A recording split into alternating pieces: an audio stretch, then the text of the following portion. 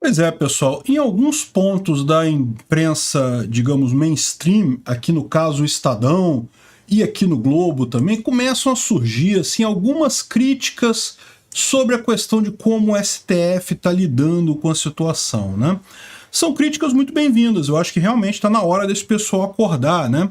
Mas o problema todo é que eles ainda estão vendo a situação da maneira errada. Eu vou explicar para vocês. Eles criticam o STF, mas no final entendem que o problema foi que o Procurador-Geral da República, o Aras, não agiu.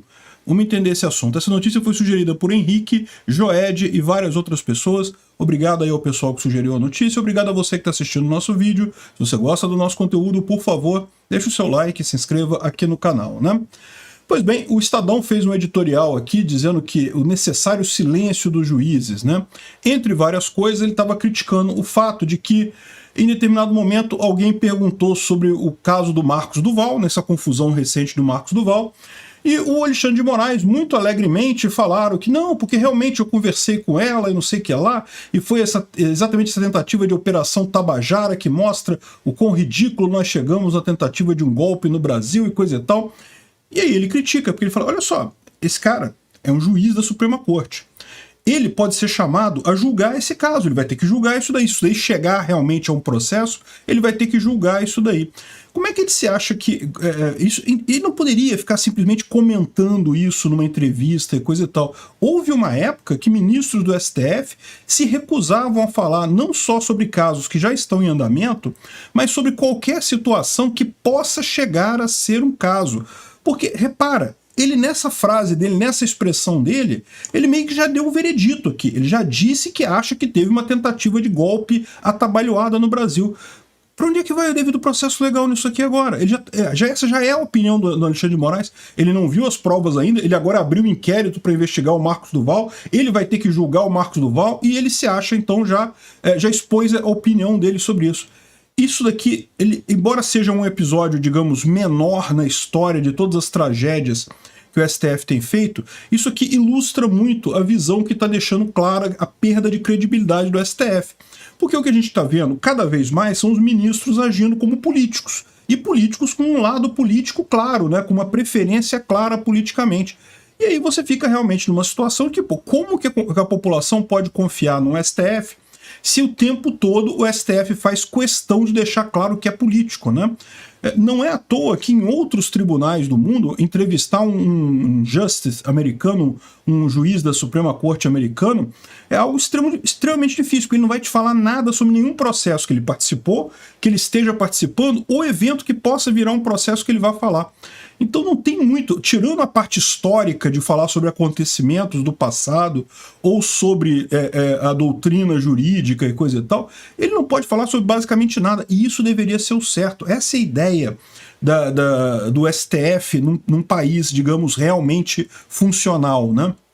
O STF deveria ser uma instância... É lógico, a gente sabe, no topo de qualquer um dos poderes tem muito político, não tem jeito, não tem como dizer que o STF não vai ter política. Sempre vai ter alguma política ali.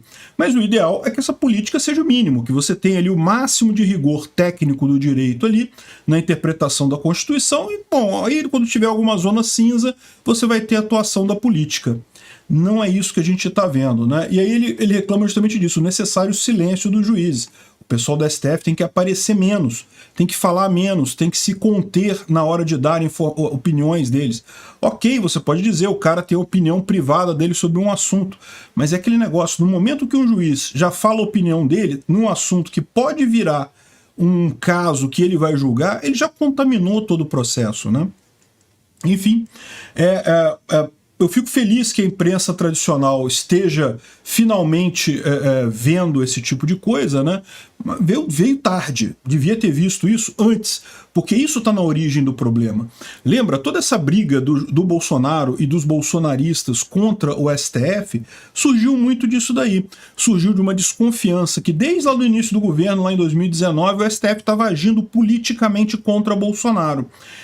E a coisa começa uma coisa a alimentar a outra. Por quê? Porque as pessoas criticam muito o STF, daí o STF começou a brigar muito com bolsonaristas, aí ficou mais clara ainda essa divisão, e aí a coisa só desandou a partir daí, né?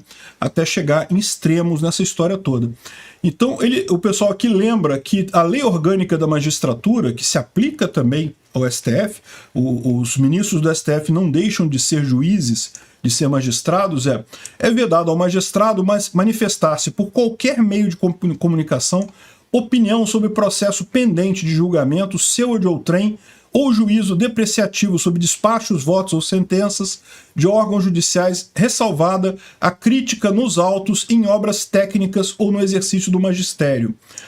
Ou seja, ele fala que não pode comentar sobre assuntos que vão virar assunto, que vão ser pendentes de julgamento dele, né? Não deveria mesmo, justamente para o magistrado manter a imparcialidade. Quando é que o magistrado vai dar a opinião dele? No momento que ele votar. O voto do magistrado é a decisão do processo.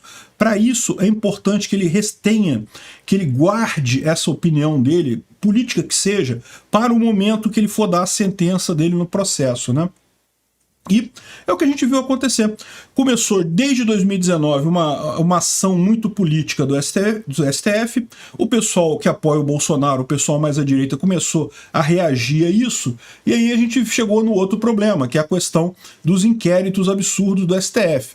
Aqui o Eugênio Aragão, que já foi até PGR também, ele bota a culpa no Aras, porque olha só o que ele fala aqui, ele como alguém da área do direito sabe que é um absurdo esse processo que tem do STF, né? O inquérito das fake news, o inquérito 4.781, é totalmente absurdo. Aí ele fala assim, não, que não pode, que isso tem que acabar, não sei o que lá. Mas ele fala assim, ó, a iniciativa de instaurar o inquérito das fake news pelo presidente do STF sem passar pelo crivo do Ministério Público Federal gerou uma forte reação na PGR. Havia, na ocasião, clara omissão do Ministério Público em acusar criminalmente os que espalhavam opiniões desrespeitosas contra o STF. Vê se você vê um problema com essa frase. O problema todo é o seguinte, olha só, não há crime em espalhar opiniões desrespeitosas do STF. Você criticar o STF é direito de todo cidadão brasileiro. Aliás, criticar qualquer político, o governo e qualquer órgão dentro do governo. Esse problema de entendimento é que gerou toda a questão. Se houvesse ameaça real, se houvesse alguma coisa de fato, não, né? Mas não havia opinião. Ok, opinião, eu concordo.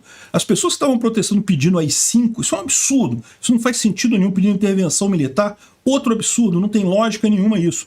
Mas elas estavam apenas protestando. Naquele momento, se não fossem tratados como criminosos, que não são pela lei, se não fossem tratados como criminosos, essa coisa não iria escalar ao ponto que escalou ao longo de todo o governo Bolsonaro, né? A culpa é principalmente do STF. E por que ele tem essa culpa? É aquilo que eu já falei para vocês em outras ocasiões. É a informação descentralizada e distribuída. Esse pessoal não está acostumado a chegarem as críticas lá. Em tempos idos, né, há mais tempo atrás, havia muita gente que não gostava das decisões do STF. Isso sempre, não é novidade nenhuma isso, né? A questão é como essas pessoas ficavam lá no Olimpo delas lá e só tinham contato com funcionários próximos e coisa e tal, não tinham esse contato direto via as redes sociais, elas não tinham a percepção dessa crítica. O que chegou a eles foi essa crítica do povão. E a crítica do povão é rude mesmo, eu sei, o pessoal xinga, manda matar. Já me ameaçaram de morte, até eu que sou um Zé Mané aqui. E você tem que entender isso. Esse é o ambiente da internet. As pessoas estão fazendo bravatas. Isso não é de fato uma ameaça real que elas possam cumprir. E a prova mais cabal disso é que, com todo esse medo que o pessoal tentou fazer de que o Bolsonaro iria dar um golpe, no final das contas, Bolsonaro perdeu a eleição, botou o viola dele no saco e foi embora. E não teve golpe, não teve tentativa de nada, né? Depois, no dia 8, eles deram aquele jeito de tirar a polícia, de tirar todo mundo da Praça dos Três Poderes, pro pessoal sair quebrando tudo lá para dizer que aquilo ali foi um golpe, coisa e tal. Não foi um golpe, foi uma tentativa de golpe. Então foi sim, isso foi. Para o pessoal que estava ali foi tentativa de golpe. Mas é uma coisa patética, uma coisa que só aconteceu porque foi premeditada a retirada da polícia ali, a omissão em proteger a Praça dos Três Poderes, né? Então, no final das contas, é isso daí. Dá para ver aqui como é que o pessoal está armando para tentar calar o STF agora. agora que já conseguiu o objetivo de calar a direita, né? Então agora queremos que o STF fique quietinho, não fale mais essas coisas absurdas todas, né? Vamos ver se a esquerda consegue isso. Eu tenho a impressão que talvez não, tá? A esquerda vai se arrepender amargamente de ter dado todo esse poder para o STF. Eles vão perceber que rapidamente isso vai ser usado contra eles também. Obrigado por assistir o vídeo até o final. Além de curtir, compartilhar e se inscrever no canal, considere se tornar patrocinador com valores a partir de R$ 1,99. Clique no botão Seja Membro abaixo para saber as condições e vantagens de patrocinar o canal.